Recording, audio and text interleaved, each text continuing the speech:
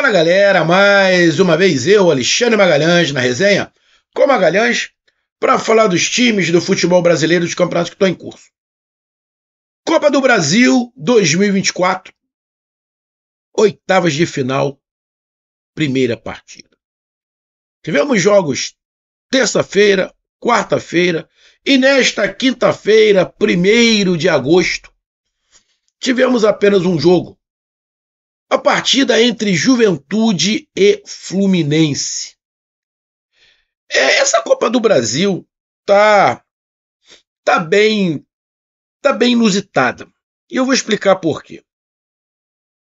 São 8 jogos. Mas aí você pega alguns jogos que estão casados. Você pega Atlético Goianiense com Vasco. 2 times que estão mais na parte de baixo da tabela. Corinthians e Grêmio. 2 times mais na parte de baixo da tabela. E Juventude e Fluminense mais na parte de baixo da tabela. Então tem muitos times, né, que estão aí na parte de baixo da tabela, pelo menos 6 times que estão na parte de baixo da tabela, lutando pela Copa do Brasil. Mas será que estão lutando ou apenas participando? E por que eu estou falando isso? O que é mais importante? A Copa do Brasil ou não cair? Então vamos lá. O Vasco está brigando para não cair, o Juventude brigando para não cair, o Corinthians brigando para não cair, o Grêmio brigando para não cair, o Fluminense brigando para não cair, o Atlético Goianiense brigando para não cair. Será que algum desses times realmente tem a pretensão de querer ganhar a Copa do Brasil? Não vou ficar em cima do muro. Para mim, só estão participando.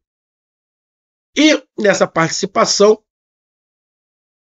Juventude e Fluminense se enfrentaram. E o Juventude venceu por 3-2 de virada.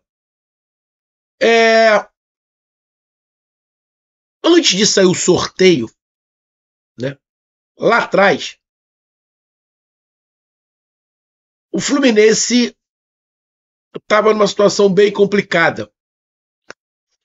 Eu até falei que o Fluminense, independente de com quem jogasse naquela época, nessas oitavas de final, o Fluminense não ia ser favorito contra ninguém. E aí sai um sorteio, pega o Juventude. E aí eu disse, bom, hoje, quando saiu o sorteio, hoje o Juventude é favorito. Fluminense esfarelado. Só que aí chegou o Mano Menezes. O Mano Menezes conseguiu fazer alguma coisa.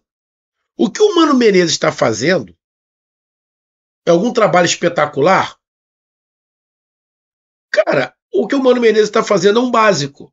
Só que nem o básico o Diniz conseguia fazer. O Diniz entregou 0 pro Mano. Então qualquer coisa que o Mano fizesse ia ser melhor do que o Diniz. O que o Mano está fazendo é organizando a defesa, organizando o meio, organizando o time, né? Só que tanto o Fluminense quanto o Juventude, na minha opinião, a Copa do Brasil se joga e se tenta avançar. Mas a prioridade é o Campeonato Brasileiro. E o Fluminense pensou assim. O Fluminense foi com essa partida poupando os jogadores. Aras ficou no banco, o Ganso ficou no banco, o Thiago Silva ficou no banco. É isso mesmo. Torcida do Fluminense, alguns podem não aceitar. Mas, irmão, o Fluminense não tem que pensar em Copa do Brasil e nem Libertadores. Você acha mesmo que por causa dessa melhora do Fluminense com o Mano, já pode pensar em conquista de Libertadores? O Fluminense vai se enrolar. Vai se enrolar. Se o Fluminense tiver que poupar, tem que poupar na Libertadores e na Copa do Brasil. E, na minha opinião, o Mano fez certo, poupando já na Copa do Brasil. O Juventude não está na zona de rebaixamento, está 21 pontos, está ali com 21 pontos, na 13ª colocação. Só que o Vitória, que é o primeiro time na zona de rebaixamento, tem 18 pontos. O Juventude só tem 18 jogos, tem 2 jogos a menos, pode abrir um pouquinho mais. Então talvez o Juventude poderia não poupar e ir com o time completo e ainda poupar um pouquinho, se quiser, no Campeonato Brasileiro, que a gente vai ver daqui a pouco os jogos. Mas o Fluminense não tinha opção. O Fluminense não tinha opção. O Fluminense tinha que poupar alguns jogadores, entrou com o Marcelo ali no meio de campo no início. Mas o Fluminense não conseguiu ganhar, o Juventude venceu, fez o seu dever de casa, poderia ter sido 3-1, tomou um guguzinho no final, fez 3-2, mas ainda está em aberto. Está tudo em aberto, porque em casa o Fluminense, perante a sua torcida, e aí a gente não sabe se vai com o time principal, se vai com o time misto, o Fluminense pode reverter essa situação e conseguir se classificar. Juventude joga agora pelo empate, né? Porque se tomar 1-0 vai para os pênaltis. Então, não pode perder. Não pode perder. Tem que, pelo menos, empatar. Empatando, vai para os pênaltis, aí nos pênaltis decide. Mas o jogo foi justo o placar? O jogo foi bom, não foi bom? Está em aberto? De cara a gente fala, obviamente que está em aberto. Lógico que está em aberto. Mas a gente vai falar um pouquinho sobre o jogo, sobre os números, e o adversário que o Juventude e o Fluminense tem no Campeonato Brasileiro, que, na minha opinião, é muito mais importante nesse momento do que a Copa do Brasil. Então eu peço a você, meu amigo torcedor do Juventude, meu amigo torcedor do Fluminense, eu peço que você curta, compartilhe, inscreva-se no canal, dê o seu like, ative a notificação, coloque os comentários, entre no nosso WhatsApp, está aqui embaixo na descrição do canal, você vai lá de seu nome, o time que você torce, que eu coloco você no grupo do seu time, só para lembrar, para falar de futebol, não é para falar de política e nem de religião, e se você quiser ajudar o canal a crescer, você pode ajudar através do Pix, que é o número do nosso WhatsApp, você pode ajudar através do Superchat, quando estiver fazendo lives, e você pode ajudar através do clube de membro do canal Resenha com Magalhães aqui embaixo de azul. E agora você pode ajudar através do Valeu, que é esse coração com cifrão que está do lado de compartilhar. Mais uma coisa, não deixe de se inscrever no canal, porque mais da metade da galera que acompanha o canal não é inscrito. Então dá essa moral pro canal, inscreva-se no canal. Cara, então vamos lá de cara aqui. Antes da gente falar do jogo. No final de semana, o Juventude viaja para pegar o Corinthians no domingo pela 21ª rodada do Brasileirão. Bom, Corinthians que também está na Copa do Brasil. Empatou a primeira partida com o Grêmio 0-0 e vai jogar a segunda fora. Será que o Corinthians vai poupar para jogar contra o Juventude? Por causa da Copa do Brasil? Bom, o Corinthians, na minha opinião, está na mesma situação do Juventude. O Corinthians não tem que poupar. Corinthians não tem que poupar. O Corinthians está aqui. O Corinthians está aqui. Deixa eu pegar aqui, cadê? Rapaz, aqui. Corinthians está aqui, ó, na 15ª colocação com 19 pontos. Atrás do Juventude. Bom, então, acho que para mim vai ser burrice o Corinthians poupar. O Juventude pode poupar? Não. O Juventude tem 2 jogos a menos que a rodada, né? Mas é um jogo, se eu sou Juventude, eu não dou uma importância maior à Copa do Brasil. Eu vou para tentar arrumar um ponto, pelo menos, contra o Corinthians. O Corinthians não vive um grande momento, não tem um grande futebol. Mas é um jogo difícil para o Juventude. Mas eu acredito que o Juventude vai jogar com o Corinthians completo. Se o Corinthians poupar, é boa. O Corinthians tem que se ferrar. Tem que realmente se ferrar. É um jogo difícil? Sim, é um jogo difícil, mas eu acho que dá para o Juventude conseguir um empate lá, porque o Corinthians está com um problema grave no ataque. Já o Fluminense joga em casa contra o Bahia. É um jogo complicadíssimo. O Bahia jogou aqui no Rio contra o Botafogo pela Copa do Brasil e empatou em 1-1. O time do Bahia hoje é muito superior ao Fluminense. O time do Fluminense não vai aceitar. Mas o time do Bahia hoje é muito superior ao Fluminense. Fluminense, acredito que vai para esse jogo contra o Bahia com o time principal, né? Não tem por que não ir. Copa do Brasil tá jogando porque se classificou. Mas a tarefa do Fluminense, para mim, é muito mais difícil do que a tarefa do Juventude. Só que aí o Bahia vai poupar? Acho que o Bahia vai poupar. Acho que o Rogério Ceni vai poupar contra o Fluminense. Primeiro que o Bahia está na parte de cima da tabela, né? Tem pretensão de chegar às quartas de final. O time do Bahia tem um time bem organizado para avançar na Copa do Brasil. Tem um jogo difícil contra o Botafogo, mas em casa.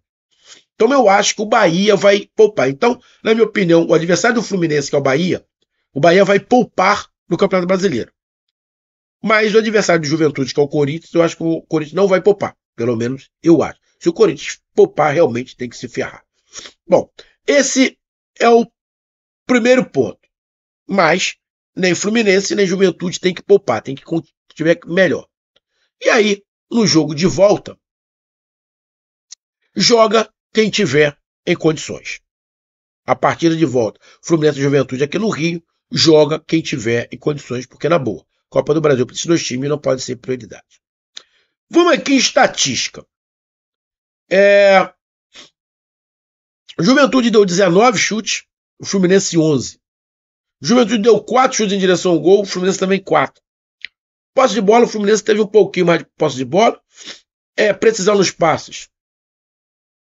Os dois muito equilibrados ali, 84 e 85.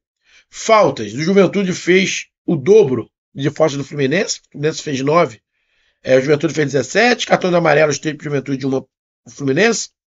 Escanteios 7 para o Juventude e 3 para o Fluminense. A gente pega a escalação aqui, principalmente do Fluminense.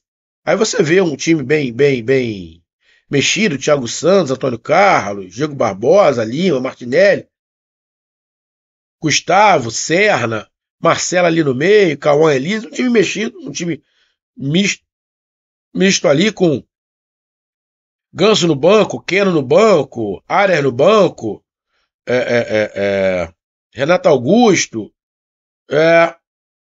Thiago Silva no banco, o Ignacio no banco, zagueiro, ou seja, muita gente no banco ali.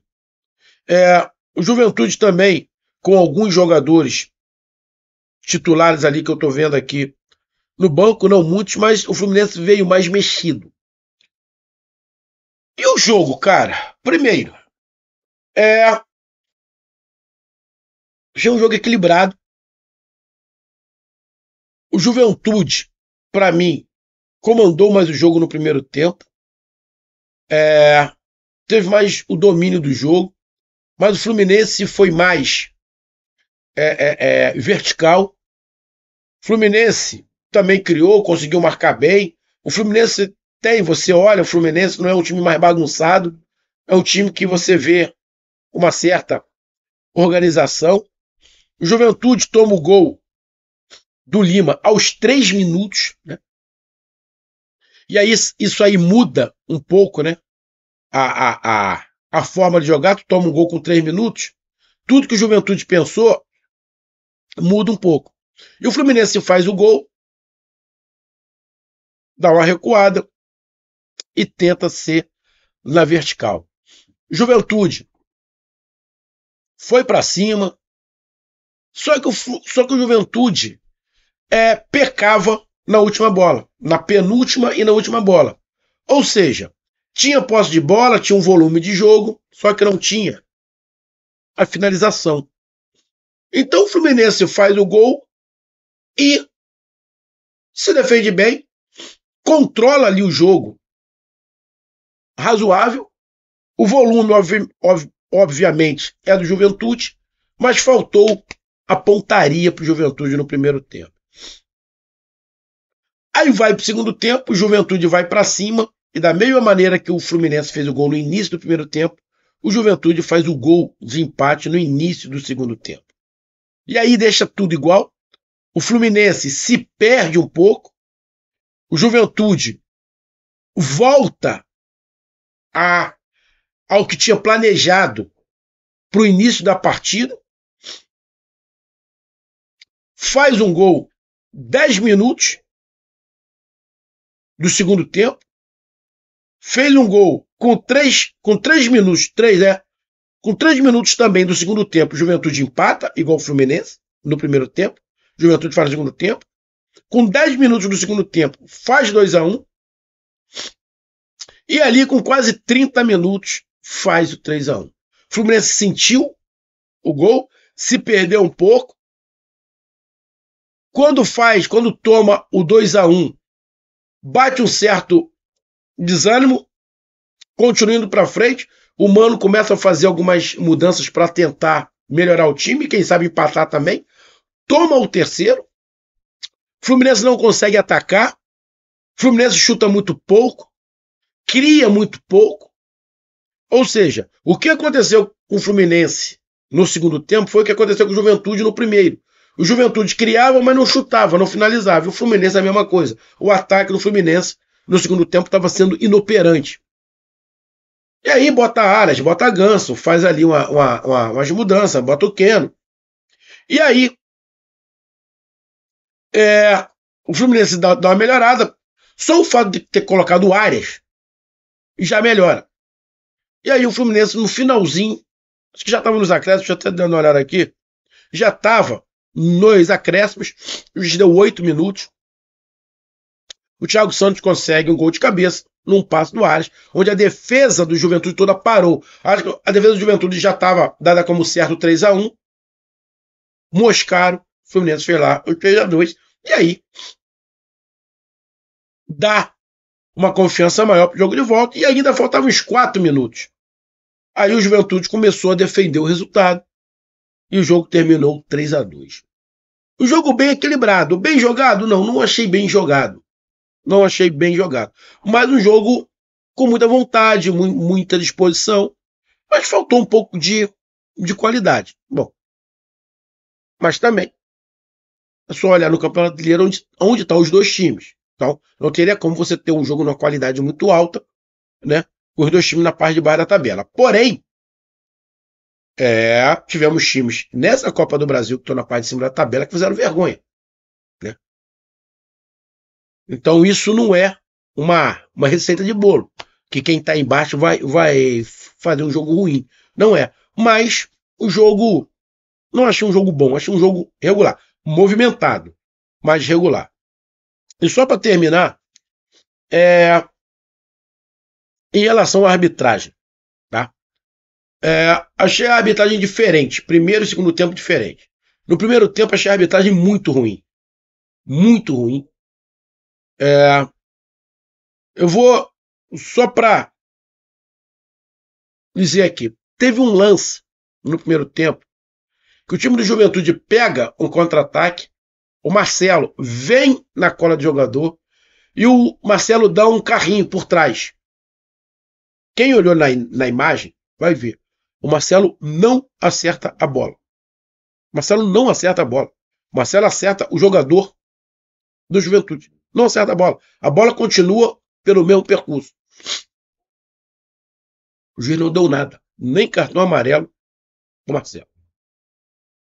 Só um minuto. Teve um lance muito parecido. O jogador do Fluminense pega a bola. O jogador do Juventude dá um carrinho por trás. Tocou na bola. Tocou na bola. O jogador do Fluminense pulou. Ele acertou a bola. O juiz dá um cartão amarelo. E aí, torcedor do Fluminense que acha que a arbitragem só ajuda os outros, não ajuda o Fluminense. Não ajudou o Fluminense, não?